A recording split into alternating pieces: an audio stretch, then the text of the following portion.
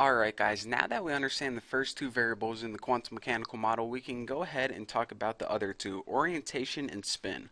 So let's go ahead and start with orientation, which is technically called magnetic quantum number. But who wants to say that? It's basically orientation. In other words, how is this orbit tilted in 3D space? Does it follow along the X, Y, Z axis? You can tilt these things any which way, and this number represents which way it tilts. So the possible values are this is dependent on L. Remember the L value, which was the shape, that number depends what the orientation value could be. And it could be anything from negative L to positive L.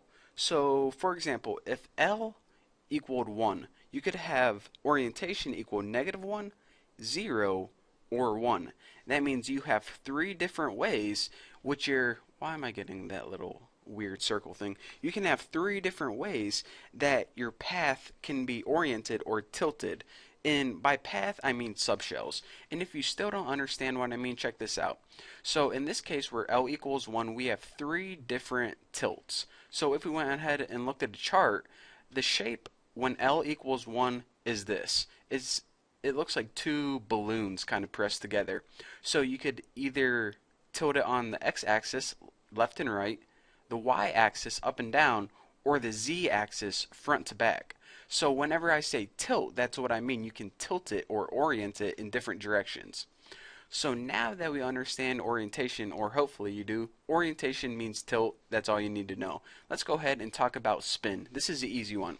Now the spin, which is technically called the spin quantum number, basically means whenever you have an electron, you have to figure out which direction it's spinning. Basically clockwise or counterclockwise. Now you can only have two values, of course, for this. Plus 1/2 or negative 1/2. This means clockwise or counterclockwise. Now each subshell, or each path, I guess I can say, can only hold two electrons. One of them can spin clockwise and the other one can spin counterclockwise. So if we go ahead and we look at this chart, we'll just take a real easy one, S. S is the shape, remember. This path, or this subshell, can have two electrons, one spinning this way and one spinning this way. Whenever you get to these other ones, the P shape, in this subshell, one electron can be spinning like this, and one electron can be spinning like this. In this one electron can be spinning like this, and another can be spinning like this. So each of these balloons basically can hold two electrons. One can spin clockwise, and one can spin counterclockwise. So basically with all those variables, we can use something and put them together inside the quantum mechanical model to predict which path an electron is likely to take. So remember, to recap one last time, n is the size of it. For example, you could have one s and it might be this size. If you had two s, it would be a lot bigger. It would be like this size. So basically, n equals the size of it. L equals the shape. And remember, s, p, and d, we just took the numbers 0, 1, and 2 and changed them into letters so we could write it better. But S equals 0, P equals 1, and D equals 2. So the shape for L is a sphere. The shape for P looks like two balloons pressed together. The shape for D looks like four balloons.